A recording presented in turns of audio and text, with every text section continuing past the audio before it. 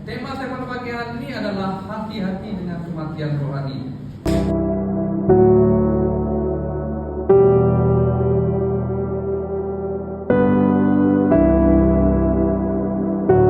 Hari ini kita akan mendengar firman Tuhan daripada Kisah Para Rasul pasal 20 ayat yang ke-7 sampai ayat yang ke-12.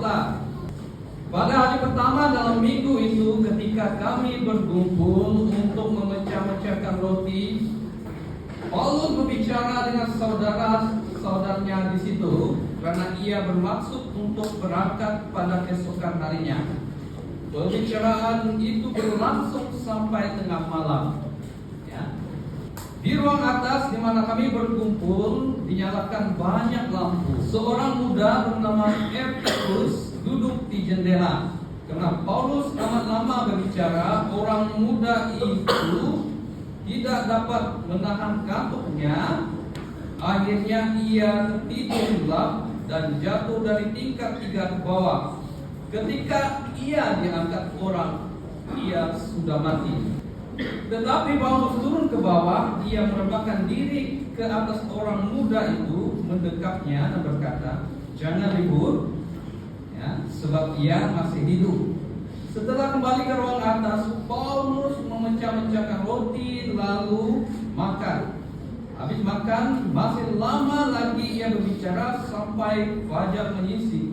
Kemudian ia berangkat. Dan yang kedua yang terakhir, sementara itu mereka mengantar orang muda itu hidup ke rumahnya dan mereka semua merasa sangat terhibur. Bapak Ibu Saudara, dalam kisah ini Epicurus dimatikan di Troas. Epicurus merupakan seorang pemuda yang berasal daripada Troas. Ya. Ketika pelayanan Paulus di Troas, yang menulis ini adalah Lukas. Itu sebabnya menggunakan kata kami.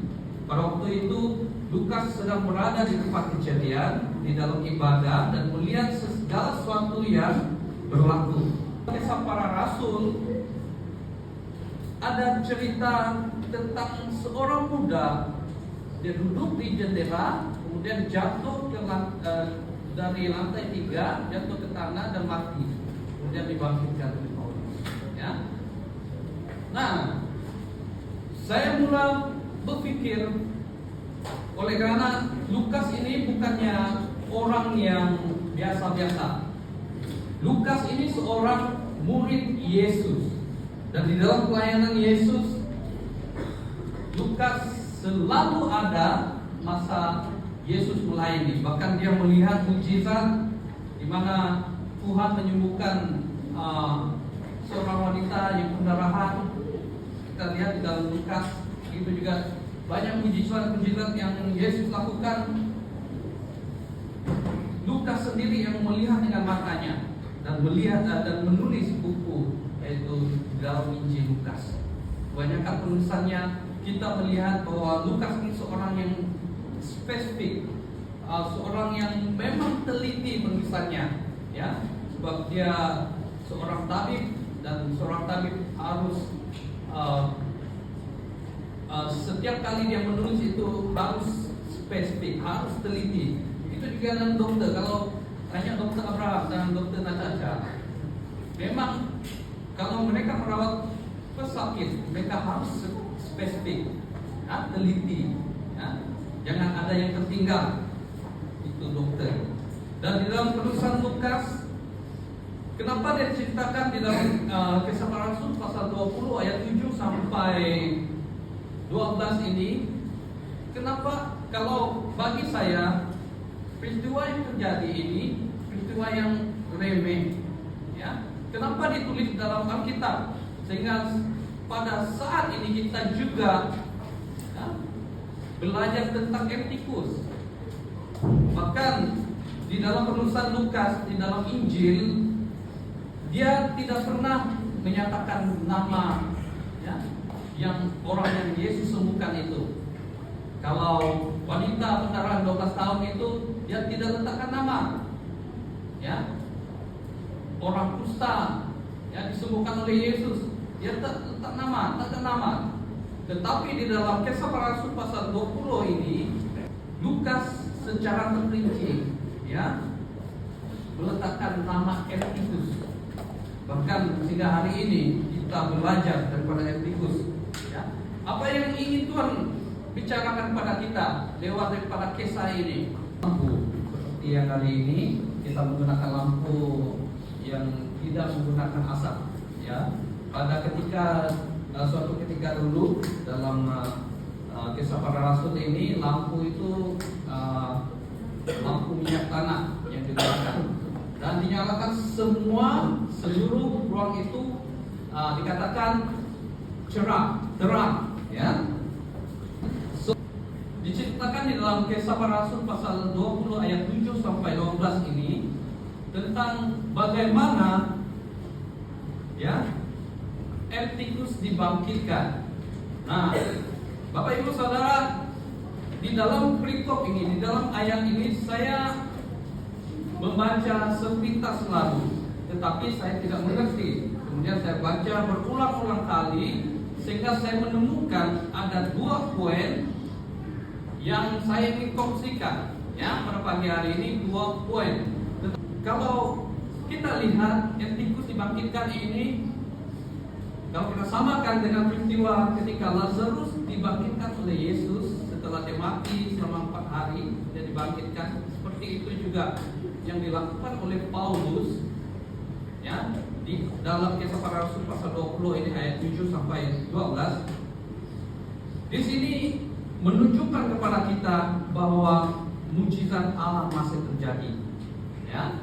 Nah, saya beri poin ya, yaitu belajar menghargai pertemuan-pertemuan ibadah.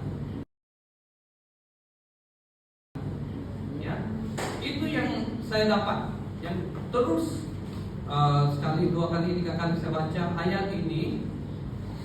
Ini poin yang saya belajar. Belajar menghargai pertemuan-pertemuan ibadah. Jangan mempersia-siakan pertemuan ibadah. Ya. Yang kedua, gunakan kesempatan kedua yang Tuhan berikan. Ya, seperti di dalam firman Tuhan tadi, Paulus berkata, jangan risau. Dan kita melihat mujizat-mujizat yang Tuhan lakukan, walaupun lewat daripada rasulnya, ya masih berlaku. Dan saya percaya sampai hari ini mujizat Tuhan masih terjadi dalam kehidupan kita. Amin. Nah, gunakan kesempatan yang kedua yang Tuhan berikan. Kita ini manusia yang berdosa, Bapak Ibu Saudara. Ya. Tidak ada di ruang ini yang alim, tidak ada yang di dalam ruangan ini yang mengatakan mereka suci, ya, tidak melakukan dosa. Kita manusia berdosa. Ini kesempatan yang Tuhan berikan. Ya, kesempatan kedua yang Tuhan berikan untuk kita melewati hari-hari yang akan datang. Nah, Bapak Ibu Saudara yang saya kasih dalam Tuhan, mungkin cerita Epictetus ini bagi kita sesuatu yang remeh, itu biasa-biasa, ya. Bahkan orang tidur di gereja itu biasa. Orang tidur di gereja ketika firman Tuhan disampaikan itu biasa terjadi. Dan sampai hari ini tidak dapat dinafikan, di saat pembicara, di saat pendeta menyampaikan firman Tuhan, ada yang tidur. Ada seorang muda jatuh dari jendela, dia mati. Kemudian Paulus berkata, jangan ribut, ya. Kemudian dia pergi naik ke tingkat atas dan dia mencari-cari roti dan makan di situ. Masih lama lagi dia berbicara, ya. Sedangkan ada orang yang ketiduran di jendela, jatuh ke tanah, mati. Paulus masih lama dia berbicara sampai fajar menyingsing, dikatakan firman Tuhan. Ya. Nah, hari ini Tuhan ingin menunjukkan kepada kita satu peringatan kepada saya dan saudara gereja Tuhan di tempat ini tentang hati-hati dengan kematian rohani. Kenapa Eutikus duduk di jendela, kemudian jatuh ke tanah dan mati? Kalau berbicara Eutikus ini, mungkin saudara berkata, brother, mungkin Eutikus ini orang yang kurang beriman. Siapa kata? Karena dia hadir di dalam ibadah itu. Mungkin Eutikus ini ya, mendengar khutbah, lalu dia mengantuk. Mungkin khutbah pastor, khutbah brother itu tidak lucu, bertele-tele, panjang jela. Ya. Mungkin dalam ibadah itu juga worship leader, kami tidak merasa pengharapan. Ya, ini seringkali benar. Ya. Kami tidak merasakan hadirat Allah. Urapan Tuhan tidak ada di sini. Bisa menaikkan pujian. Mungkin Eutikus duduk di tengah-tengah jemaat, kemudian dia merasa tidak selesa karena ya lampu dinyalakan, ya terang di tempat ibadah pada masa itu. Dia mulai ngantuk, mungkin dia hidup bau minyak tanah, mungkin ya minyak tanah. Kalau orang dulu pakai minyak tanah, ya dinyalakan di setiap sudut ruang itu lampu. Kemudian dia beralih, ya kadang-kadang kalau Jumat sudah mula merasa bosan, ada yang akan bangkit, mungkin beralih tempat Eutikus, mungkin dia ke toilet, dan sampai di toilet mungkin dia ngantuk juga, tertidur di toilet, ya. Dan dia mula terjaga. Dan dia duduk di jendela. Nah, ketika dia duduk di jendela, mungkin terasa nyaman dan dia tertidur. Lepas dia tertidur, dia jatuh. Kenapa Lukas yang merupakan seorang tabib, seorang dokter menuliskan ayat ini? Ya. Bapak Ibu Saudara, di dalam kehidupan kita seperti Eutikus juga. Kita hadir ke ibadah, mungkin ya, kita mau mendapat berkat. Kita datang ke ibadah oleh karena paksaan orang tua kita. Ya. Kita datang ke ibadah ya, sebagai rutinitas. Di dalam kehidupan ini, Bapak Ibu Saudara, kemunduran rohani itu tidak dapat dilihat. Bahkan saya sendiri pun tidak dapat melihat bagaimana kondisi kerohanian saudara pada pagi hari ini. Kemunduran rohani seringkali kita tidak perasa, sehingga menyebabkan kematian rohani. Itu ada prosesnya. Seperti Eutikus tadi merasa tidak selesa di tengah-tengah jemaat, dan dia berpindah ke tempat, kemudian dia duduk di jendela, lalu dia jatuh. Kematian rohani terjadi yang pertama. Kematian rohani ini adalah terpisahnya kita dari Allah. Di dalam Kejadian 2 pasal yang ke-17, ketika manusia jatuh di dalam dosa, ya, manusia mulai terpisah dengan Allah. Di saat itu juga manusia mati secara rohani, tidak ada hubungan yang akrab dengan Tuhan, ya, karena manusia melanggar kedaulatan Tuhan. Ya, itu Adam dan Hawa di dalam Kejadian. Bapak Ibu Saudara, kalau kita lihat kisah Eutikus ini, ya, dia jatuh itu tidak langsung, tetapi ada proses. Mungkin dia tidak selesa berada di tengah-tengah jemaat, kemudian dia beralih ke jendela dan jatuh. Itu proses, ya. Manusia jatuh di dalam dosa karena ketidakpatuhan dengan apa yang Tuhan katakan pada mereka. Itu Adam dan Hawa dalam Kejadian pasal 2 ayat 17. Ciri-ciri orang yang mati rohani. Hari ini kita akan belajar ciri-ciri orang yang mati rohani bagaimana. Yang pertama, hilang kerajinan. Yang pertama, hilang kerajinan. Firman Tuhan kalau kita lihat, ya, ayat yang ke-11 mengajarkan kita apa? Janganlah hendaknya kerajinanmu kendur, biarlah rohmu menyala-nyala dan layanilah Tuhan. Manusia mulai hilang kerajinan. Manusia mulai dipengaruhi oleh dunia, oleh persekitaran yang ada, sehingga kerajinan yang mereka miliki itu kendur. Itu firman Tuhan berkata, janganlah hendaknya kerajinanmu kendur. Diajarkan kepada kita pada hari ini, janganlah, ya, biarlah roh kita menyala-nyala dan layanilah Tuhan. Bapak Ibu Saudara, mungkin kita sudah hilang kerajinan dan kita tidak berminat lagi untuk mendengar atau membaca firman Tuhan. Itu merupakan ciri-ciri orang yang mati rohani. Kematian ini tidak secara terus, tetapi dia ada proses.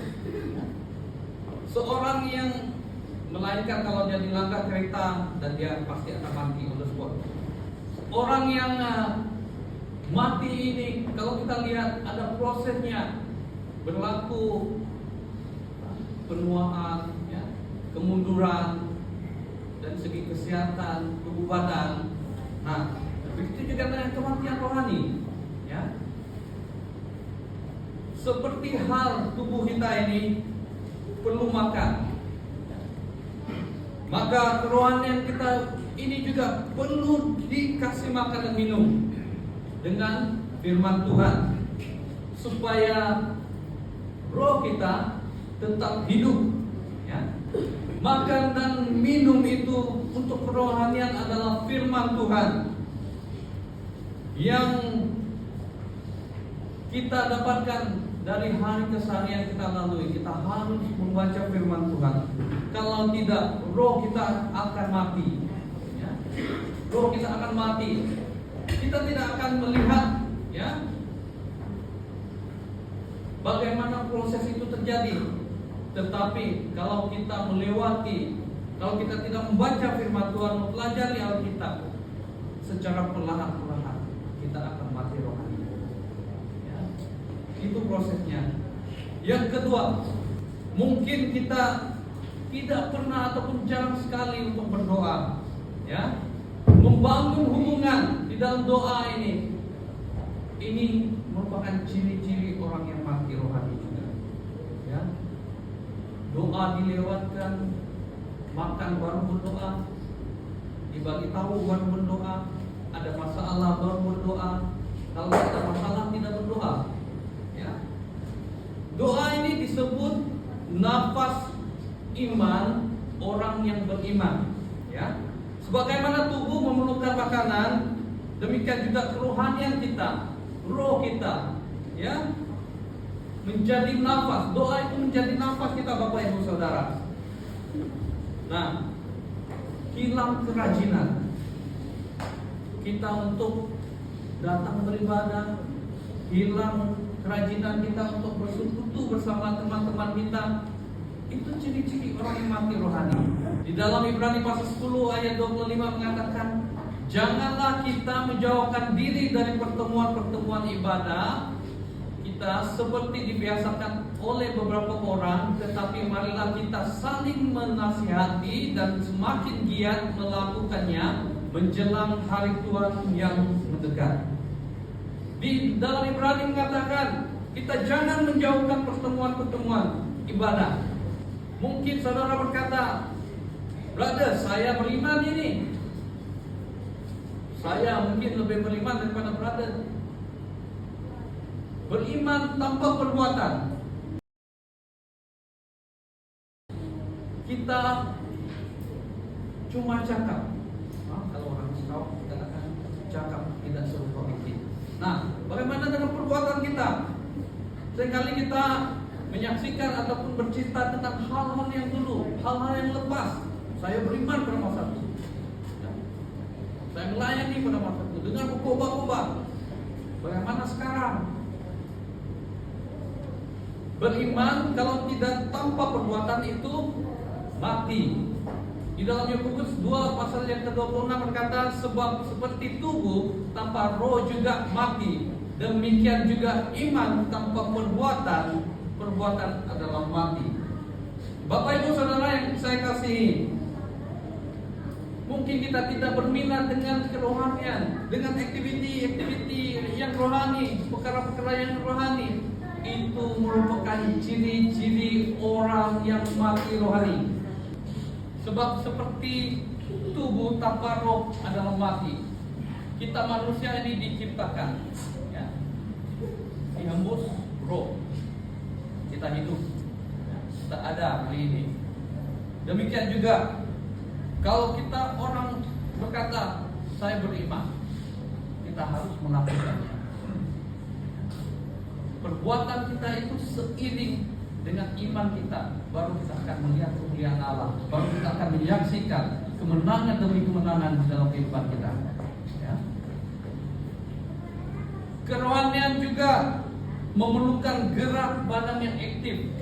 Kita harus bersekutu bersama, ya, tidak cuma di bibir, ya, tidak cuma manis di bibir, tetapi dengan tindakan kita harus ada, ya.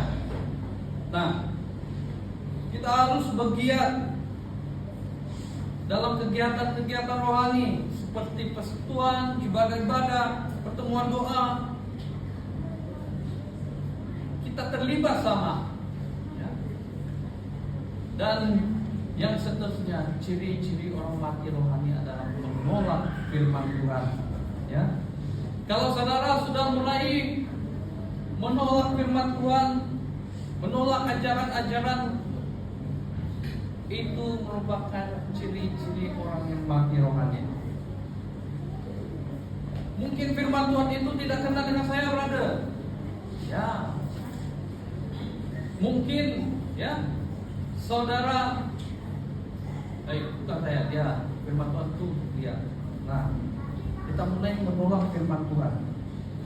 Hilang kerajinan itu merupakan ciri-ciri orang yang mati rohani. Nah, seperti mana kita hadir ke gereja sebagai formality kita. Mungkin orang tua kita mengajarkan kita untuk hadir ke gereja setiap hari Minggu, puji Tuhan. Karena masih ada orang yang menegur kita, masih ada orang yang mengajar kita, ya, untuk kita berbalik pada jalan Tuhan. Keterlibatan di dalam pelayanan bukan sekadar ikut-ikutan, ya. Dan secara lahiriah kita kelihatan orang itu sungguh rohani, tetapi di dalam roh tidak diubah. Ini hati-hati juga. Kalau saudara sudah merasakan saudara tidak ada gairah untuk melayani Tuhan, untuk bersekutu bersama, hati-hati agar saudara tidak mati rohani. Orang-orang Farisi dan ahli Taurat, ya, yang mengecam Yesus karena agama, mereka kelihatan berpakaian berjubah, tetapi dia menolak Yesus, bahkan cenderung mengarahkan, ya, diri kepada sesuatu yang tidak berfaedah, ya. Nah, menolak firman Tuhan ini, kita lihat di dalam Amsal 5 ayat 25. Ia mati karena tidak menerima didikan, dan karena kebodohannya yang besar ia tersesat. Amsal, orang yang berhikmat yang menulis Amsal ini, Raja Salomo. Dia menuliskan, ya, ia mati karena tidak menerima didikan. Kalau kita tidak menerima didikan, kita tidak menerima teguran, ajaran, kalau itu firman Tuhan, itu merupakan satu kebodohan bagi kita. Ia akan menyebabkan kita mati secara rohani.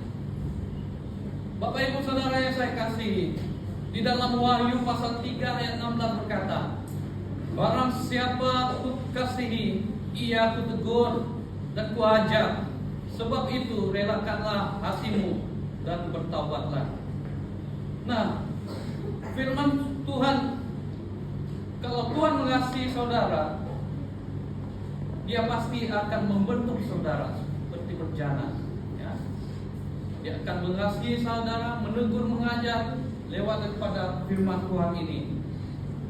Jadi Bapak Ibu Saudara, saya mengajak kita di tempat ini untuk rela ditegur, rela diajar, karena kita ini tidak sempurna, ya. Dan seringkali duniawi ini yang akan memesok pemikiran kita, terutamanya bagi anak-anak kita yang masih muda. Saya doakan anak-anak kita di tempat ini, mereka mengetahui baik buruk, sesuatu yang mereka lihat, sesuatu yang mereka dengar. Ini Bapak Ibu Saudara, di dalam sosial media itu ataupun Google, secara cepatnya, instan, ya, akan memberi kita maklumat-maklumat, sama ada itu maklumat palsu ataupun maklumat yang betul kita tidak ketahui. Itu sebabnya ada akta untuk maklumat apa tidak palsu itu, ya, berita-berita palsu itu ada aktanya, sehingga dibuat oleh Kerajaan Malaysia. Nah, apa yang memesokkan pemikiran kita sebagai orang Kristen ini, banyak dunia akan menjebakkan kita dengan hal-hal yang tidak sepatutnya kita harus pikir, ya.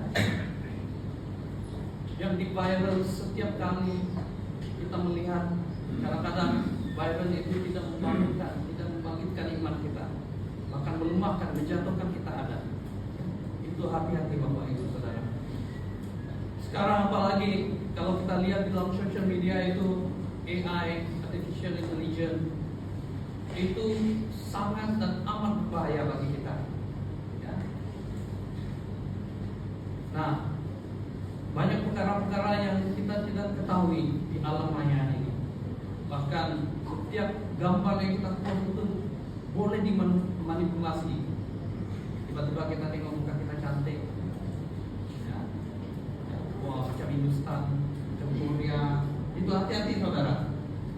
Itu yang berbaju, dia boleh buat yang tidak berbaju. Itu AI, teknologi sekarang ini. Kena hati-hati, ya. Nah, jika kita sudah mulai menolak firman, kita sudah mulai menolak ajaran-ajaran yang disampaikan oleh hamba-hamba Tuhan, bahkan oleh teman-teman kita, kita harus hati-hati dengan kematian rohani, ya. Kalau kita melihat cerita Eptikus, ya, dia seorang muda ini pada hemat saya yang aktif di gereja. Namun di saat Paulus berbicara, dia tertidur. Nah, kepada pemuda ini, kecuali kejadian yang terjadi, kalau dia tidak jatuh mati itu tak ada cerita lah Eptikus ini kepada kita, ya. Nah, pada waktu itu Eptikus sedang duduk di jendela, kemudian dia jatuh, tingkat 3 karena tertidur. Ini cerita yang biasa-biasa kita dengar, tetapi memberi peringatan yang keras kepada kita tentang hati-hati kita mati rohani. Bapak Ibu Saudara, bagaimana untuk kita menghindarkan diri kita daripada mati rohani? Kematian itu tidak berlangsung secara instan, tetapi dia ada proses. Nah, Bapak Ibu Saudara, kita harus mengubah fokus kita. Bagaimana kita harus mengubah fokus kita? Kita tahu dalam minggu itu kita mau datang beribadah pada hari apa? Hari Sabtu kita harus mempersiapkan diri kita. Saya mau datang ke rumah Tuhan.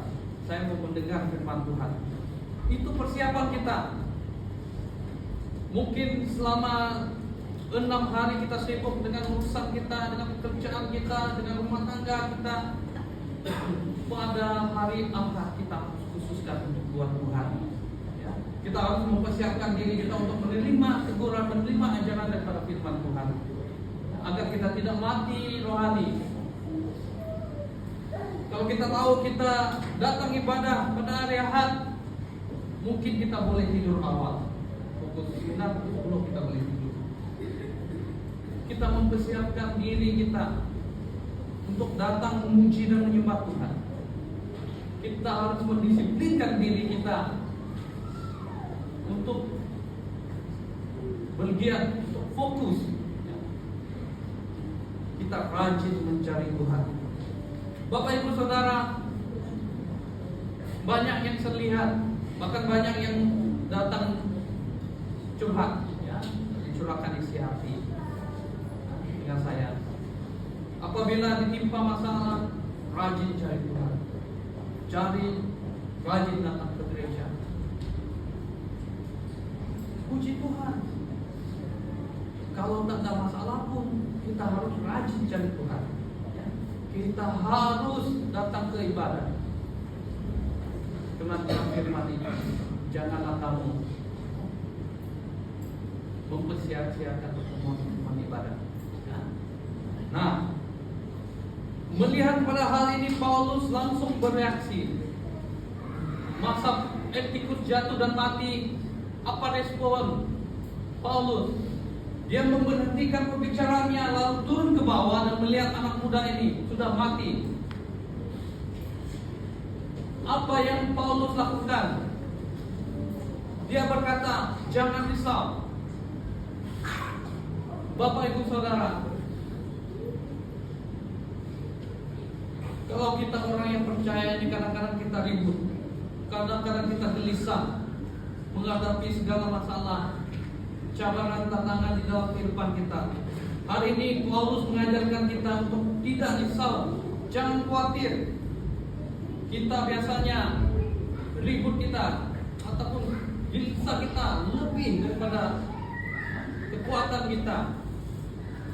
Nah, Paulus membungkukkan diri, merebahkan diri di atas tubuh Eptikus dan mendekapnya erat. Dia berkata kepada semua yang melihat kejadian itu bahwa Eptikus masih hidup. Bahkan kita melihat peristiwa yang ajaib terjadi di dalam kisah ini. Eptikus dibangkitkan. Seperti yang saya katakan, mungkin Eptikus, apa yang menyebabkan dia terlelap? Mungkin pemuda ini beraktiviti, ya, terlalu letih sehingga dia mengantuk. Bahkan pembicaraan Paulus sehingga tengah malam, dan diteruskan lagi sampai fajar menyingsing. Itu firman Tuhan. Dan di sini saya didisiplinkan untuk menyampaikan firman Tuhan agar tidak terlalu panjang, agar tidak ada Eptikus pada hari ini jatuh ke bawah. Ya. Nah, ini yang kita belajar. Coba tengok kiri kanan, ada Eptikus kan? Mungkin ada yang sudah mengantuk. Hati-hati, ya. Nah, kita mengubah fokus kita. Kita rajin cari Tuhan dalam situasi apapun yang kita hadapi pada hari ini, baik kesakitan kita, sakit penyakit kita harus cari Tuhan. Di saat kita bersuka cita, kita mencari Tuhan, kita memuji Tuhan. Itu mengubah fokus kita. Kita harus mencari Tuhan. Dan yang kedua, biarlah roh kita menyala-nyala, tetap di dalam landasannya Tuhan. Kalau orang lain tidak mampu lakukan, beli diri, saya mau buat. Brother, saya mau melayani. Brother, saya mau melayani. Ya.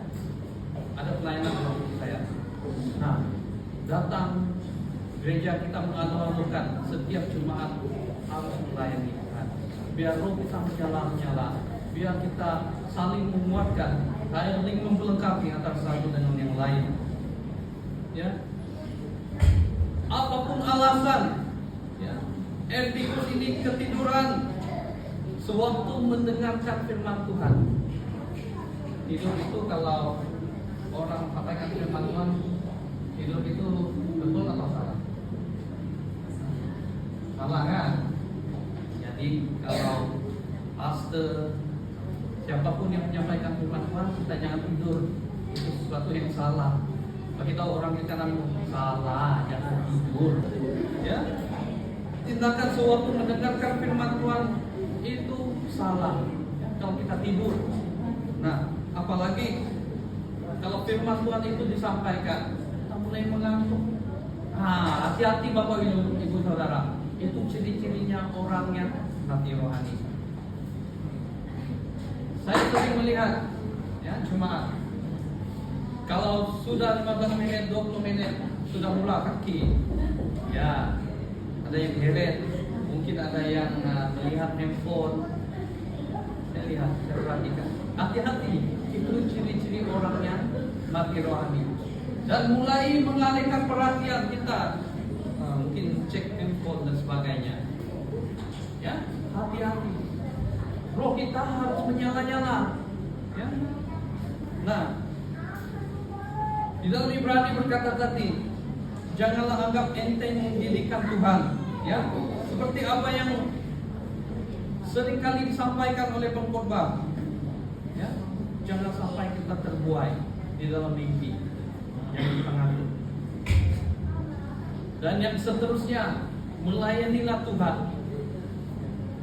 Biarlah rohmu menyala-nyala, dan layanilah Tuhan. Bapak Ibu Saudara, kalau kita membicarakan tentang melayani Tuhan ini, ada banyak aspek. Ya, kita memberi diri kita untuk melayani Tuhan, untuk membangun pekerjaan Tuhan di tempat ini. Hari ini saya mengajak Bapak Ibu Saudara untuk melihat area-area pelayanan yang boleh ditolong di dalam gereja ini. Kita mau semua jemaat kita untuk melayani Tuhan bersama. Tidak cuma pastor, tidak cuma penetua, pelayan-pelayan, deacon, tetapi semua kita. Saya mengajak kita untuk melayani Tuhan sampai akhir hidup kita, ya, sampai kita menyongsong kedatangan Tuhan yang kedua kali. Dan Bapak Ibu Saudara, kita melihat, ya, saya mendorong untuk kita bergiat di dalam pelayanan Tuhan. Eutikus, dia jatuh ke tanah tadi, dia mati, menunjukkan kepada kita pada hari ini Tuhan memberi kesempatan yang kedua. Sekalipun kita berdosa, ya, sekalipun kita ini tidak layak, namun kasih Tuhan itu yang melayakkan kita. Kita lihat di dalam cerita Eutikus ini, dibangkitkan, dia hidup, itu kesempatan yang kedua yang dia perolehi, ya, untuk melayani Tuhan. Bahkan dia tidak terus pulang pada masa itu. Dia bersama dengan tim Paulus sampai fajar menyingsing. Ya. Dia tetap mendengar firman Tuhan, itu kesempatan yang kedua. Dia tetap bergiat. Saya rasa Eutikus ini juga merupakan pelayan Tuhan. Sebab dia sehari suntuk sehingga fajar menyingsing pun dia ada. Ya. Itu yang diceritakan oleh Lukas ketika pertama. Bapak Ibu Saudara, firman Tuhan di dalam Wahyu pasal yang ketiga ayat 16 mengajarkan kita, jadi karena engkau suam-suam kuku dan tidak dingin atau tidak panas, aku akan memuntahkan engkau dari mulutku. Firman Tuhan ini berbicara mengenai kalau kita orang Kristen, namun orang Kristen di dalam IC saja, kita tidak melakukan pekerjaan-pekerjaan Tuhan, kita tidak membaca firman Tuhan, kita tidak bersekutu bersama. Firman Tuhan di dalam Wahyu pasal 3 ayat 16 berkata, orang yang suam-suam kuku, tidak dingin dan tidak panas, akan dimuntahkan. Ya. Itu firman Tuhan berkata. Ya. Kalau kita mulai sudah banyak alasan untuk datang ke gereja, banyak alasan untuk kita melayani, itu merupakan ciri-ciri orang yang mati. Jadi Bapak Ibu Saudara, saya mengajak untuk kita sama-sama belajar, sama-sama merelakan diri untuk diajar, ditegur, ya, lewat daripada firman Tuhan.